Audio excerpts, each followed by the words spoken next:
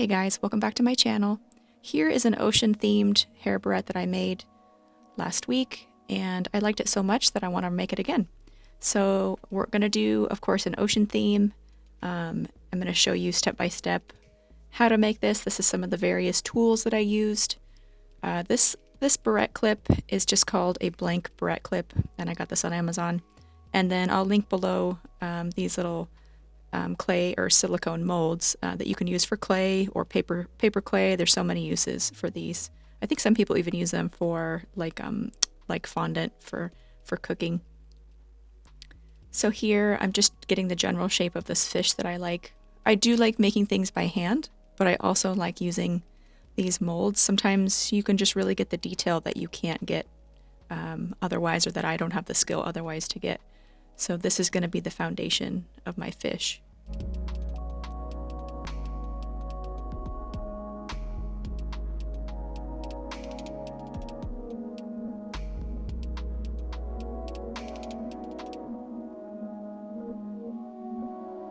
And then I'm going to make a blue one also. I wasn't really sure about the layout of this barrette. I kind of have an idea in my head when a plan starts, when I get like a crafty idea.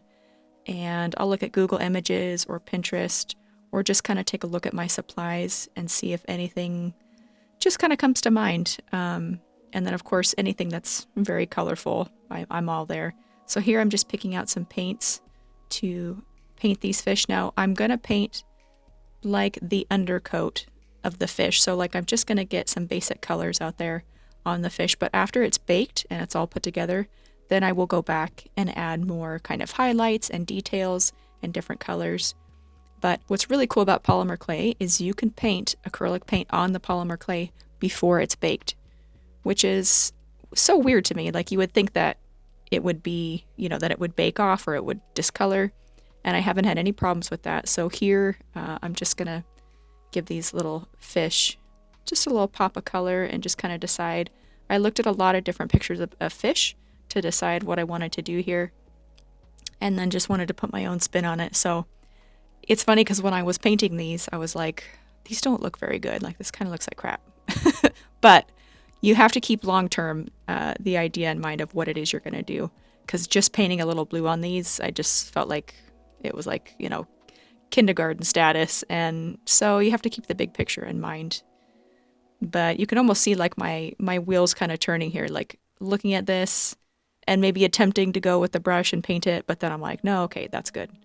And then I gave this little blue guy just a little bit of an underpaint too, just to put some color in there, but I would definitely go back in there and maybe give him a little bit of turquoise and spice him up a little bit.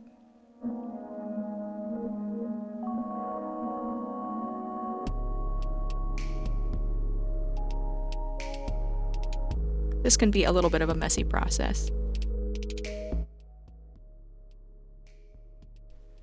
And okay, so now I'm going to go in with Sculpey Souffle. I highly recommend Souffle and Premo by Sculpey for anything that you do not want to crack and that you need a really good base for.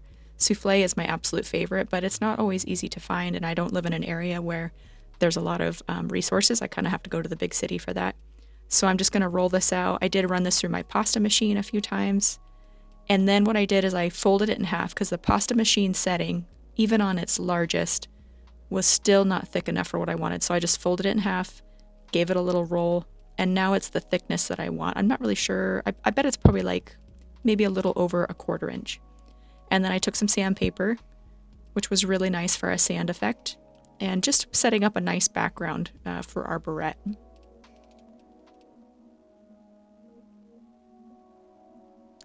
And then I'm going to come through and just make sure that my barrette is going to fit on this piece of clay.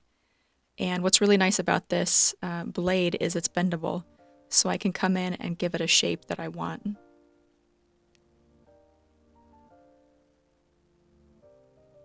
There's probably many ways to do this as far as attaching the barrette, which we'll see later how I attach it. I actually use liquid clay and bake it together, but you could do it afterward. I just find that it's a little hard to put the barrette on afterward, because if you cook it like on a piece of tinfoil that's round and it doesn't fit, it's just kind of goofy. So I'm going to bake it all at once. But here I am Again, just making sure that I like the placement of my barrette and getting an idea of, in my mind, of how I want to do this.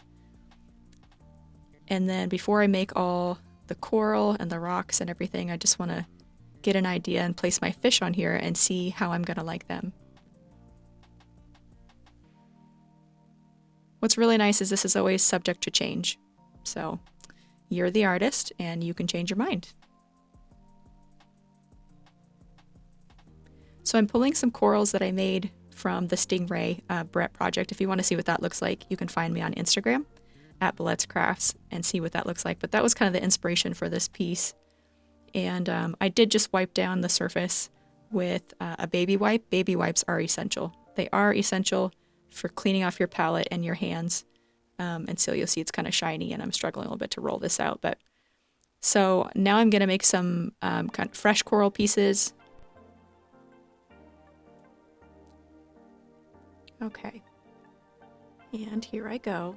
You can see the creative thought process that's happening here with different colors. And I'm trying to decide how crazy I want to get with this, which is really fun. And you guys can't hear it, of course, because this is a voiceover. But I actually have some really nice music going on in the background. It's from the game Subnautica. And it's just very soothing and it's all about the ocean and it's just really good. So that really helps with the creative thought process. So what I did is I rolled that over itself a few times and then I put it through my pasta machine really thin so that I got this ombre effect. And now I'm just going to roll this until it makes a cylinder. Yes, this is a strange process, voiceover. I don't know if I've ever done one of these actually. And I see them done and I'm like, oh, that's kind of nice. Like it's nice because the artist can explain what they're doing. But also, like if you don't want to hear me, just turn me way down and just enjoy the process without me droning on and on.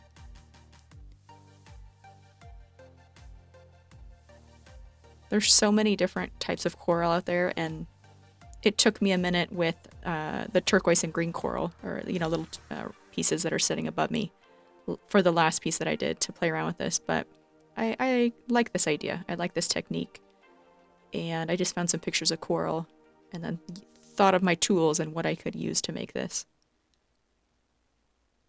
So here we're just adding some detail.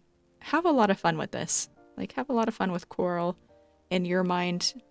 If you're not all about like the crazy colored palettes with like tons of colors, then that's fine. In fact, you could do this whole project like in blue or purple or some solid color. Make everything, your fish, everything in some solid color, and then just go back through with a little bit of gold on your finger and highlight everything, and that would still be really pretty too.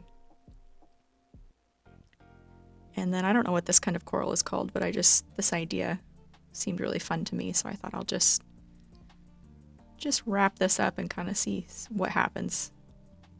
That is mostly what happens with projects, is you just kind of go for it. If you overthink it, you're never going to start. And then I don't want a lot of thickness on the bottom. I don't want this sticking out very far from the barrette. So I just cut the bottom half off and use that for another one.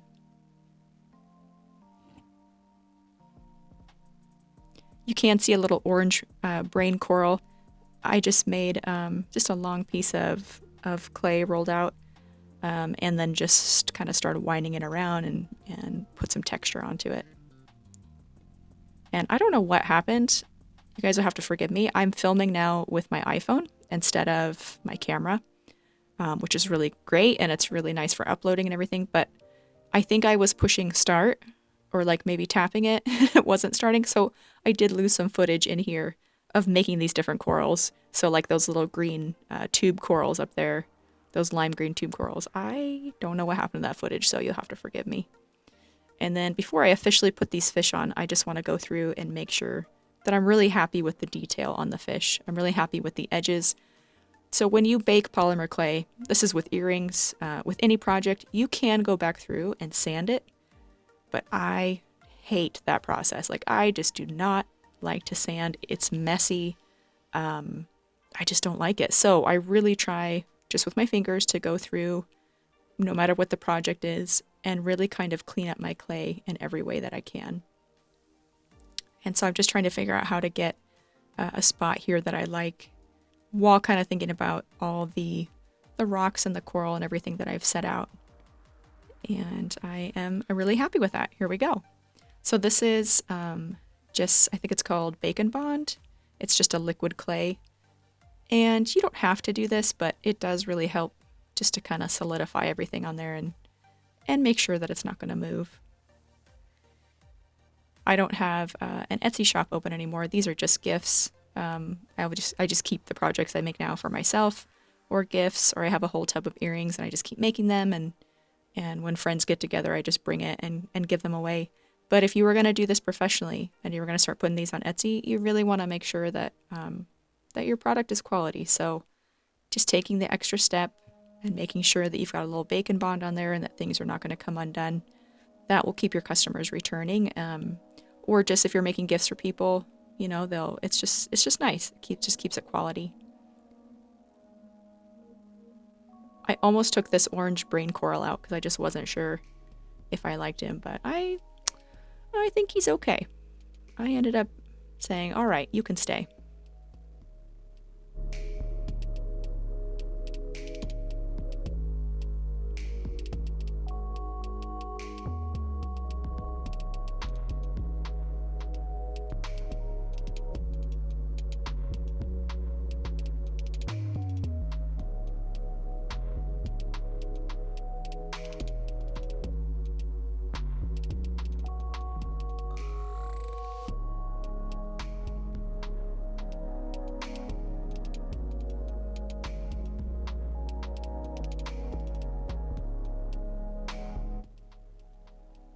So you can see that I just wipe my hands there with a baby wipe. I will talk a little bit about baby wipes and polymer clay. So if you are watching this and you are also a polymer clay artist or work with polymer clay and you have found a baby wipe that does not shed, does not leave like little tiny fibers, please comment below and let me know what it is that you use, because I have tried so many different brands of baby wipes, the really expensive ones, the more cheaper ones. And maybe that's just like the thing. Maybe they just leave off like a film. Like I like them because it's not like the heavy duty wipes that you'd get like at a Home Depot or a Lowe's, but it's got like a little bit of soap to it and it's really nice for cleaning off the tile here. But sometimes it just leaves a little bit of film, and it can be really difficult to work with, but a necessary part of this whole process. And then, yeah, I wanted up a little pop of color with these green and teal coral here. I wanted it to not just be like heavy on one side. And then honestly, these rocks were like part of the funnest part. I mean, I just really enjoyed making them, and I just thinking about what they would look like down at the bottom of the ocean. And everything right now looks good, but when we give this an after paint and we give it some detail and we really, that's kind of when the magic happens. That's when it looks really nice and it just makes everything really pop. Exactly like when you're going to paint an acrylic canvas. You know, you kind of get your underpaint and you get your general shapes in there and it looks good, but it's when you really do the highlighting and that whole process that it really makes it pop. And so, of course, use your cutter to get it off. Don't just try to rip it up because it will stretch. And everything looks really good. So now I'm going to put some Bacon Bond on my clay piece. And, you know, I could have probably put some more, but that's okay. I think it's going to hold. This one's for me. And there is a process of maybe doing some Bacon Bond, putting the clip on there, and then also using, or like maybe bake it and then come back and put a really thin piece of that sand colored clay on the ends and smear it over and then bake it again so it kind of covers everything. But I don't know. Sometimes I get myself in a hurry and I'm like, no, I don't want to do any of that. So that I have creative freedom here to do what it is that I'm in the mood to do. So, oh yes. Oh, me and this little bottle go round and around, because if I don't store it somewhere upside down, then it takes ages, you guys, to get that Bacon Bond to come out. So I'm just putting it here on the end, and then I think I did end up putting a little bit there in the middle. And then bake accordingly. So for this, through trial and error, I don't always follow the package, but on this little conventional oven that I think I got at Walmart. It's 250 degrees, and I do it for about 45-50 minutes. And I've never had anything break doing it with this temperature this way. And then I make a little tinfoil tent, and that really helps it not burn.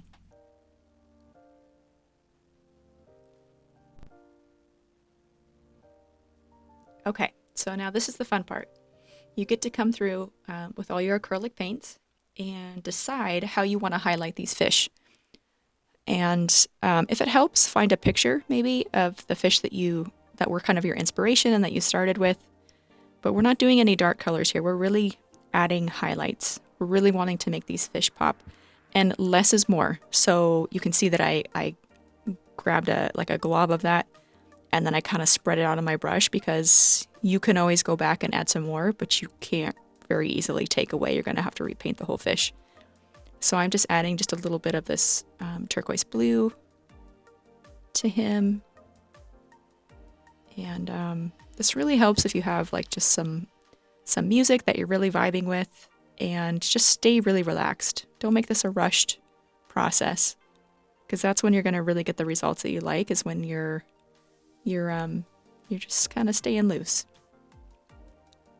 And then this guy, so my brush barely has any paint on it. And I'm just coming through and just giving this guy just really, it's just like a little bit of highlights. And then these little corals, I'm going to put some fuchsia color inside of those. All of this is just to add detail. Just to add detail, so when you kind of stand back and look at it, there's just like a lot of variables going on here. A lot of different points of interest in your piece.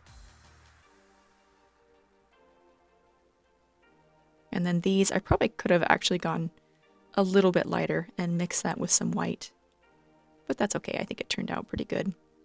And you'll see here in a minute, we're going to go through with some gold, and we're going to take our finger, I'll show you, and we're going to highlight with some gold, and it really, really makes it pop. So for me, the eyeballs are when the fish really comes together. I'm not sure why, but I like the ending stage with the eyeballs here. And then same thing with the rock. Like, I'm just using a little bit of paint on my brush, because I can always go through and add more. And I was trying to think of what it would look like under the water. Rocks aren't necessarily going to look black and gray, but they're going to reflect a little bit of what's going on around them, maybe some greens and blues. So you will see me adding in, yeah, there we go, just a little bit of blue, as if it was under the water. And if it's too much, you just take your finger and just dab some off. And if it's too much altogether, just make some gray and just paint over it. It's not a big deal. Just stay relaxed.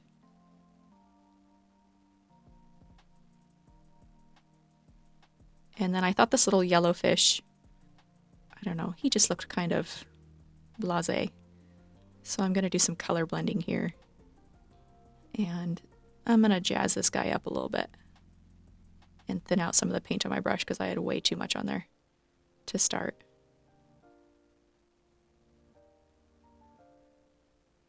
I think the reason I like doing anything that has to do with the ocean or animals is they're just so special and unique. There's so many different colors and variations of what animals and you know, what things look like under the ocean, and so it's probably why I veer towards that.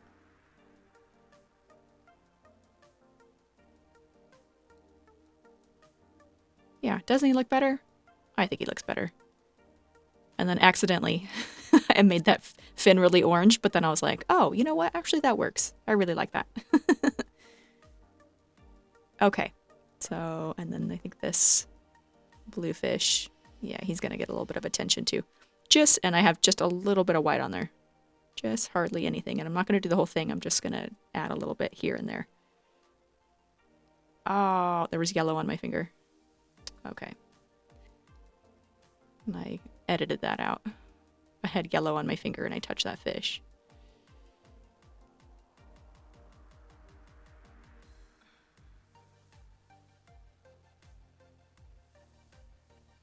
Okay, so this was actually an afterthought, but I'm going to show you this whole process, and I didn't speed it up because it's gonna look so good. And I just wanted you to see it in real time. So I was just looking at this and I was just like, I feel like it just needs a little something. So here we're going through with the gold.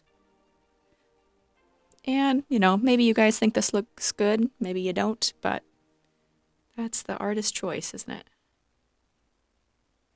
I think it really just gave a little bit of shimmer. And yeah, I just really liked it. That white dot on the eyeball of the fish too.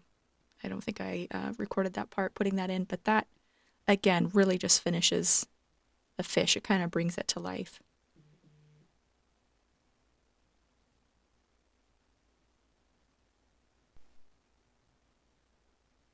Okay, so now that I got the gold all done, now I am putting on just a clear coat. I'm using Mod Podge satin, but you guys could do a gloss. I think a gloss might have actually looked better for this, but this is just what I had on hand.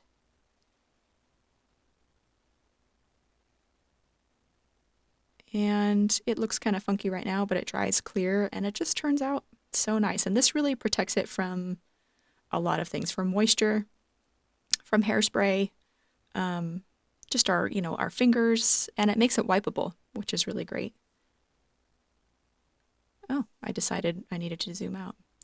I'm telling you what, this whole adventure of filming with an iPhone, this is a whole different ball game. Very convenient as far as transferring data over and making these videos for you guys, but that was kind of a hassle with a camera. Okay, and here it is. It's beautiful. I took it out in the sunlight just so you could get a really crisp image of it. And yes, that is how it opens. So the rocks look really good with the gold on it. And then my ponytail hair, I'm going to demonstrate. And so there it is. I hope that you guys liked this tutorial. I hope that you give polymer clay a shot. It's just so fun. It's not an expensive hobby. There's a few things you need to get to start up, but it's not an ongoing expensive hobby to keep up with. So I really hope that you enjoyed this tutorial, and I'll see you on the next one. Bye!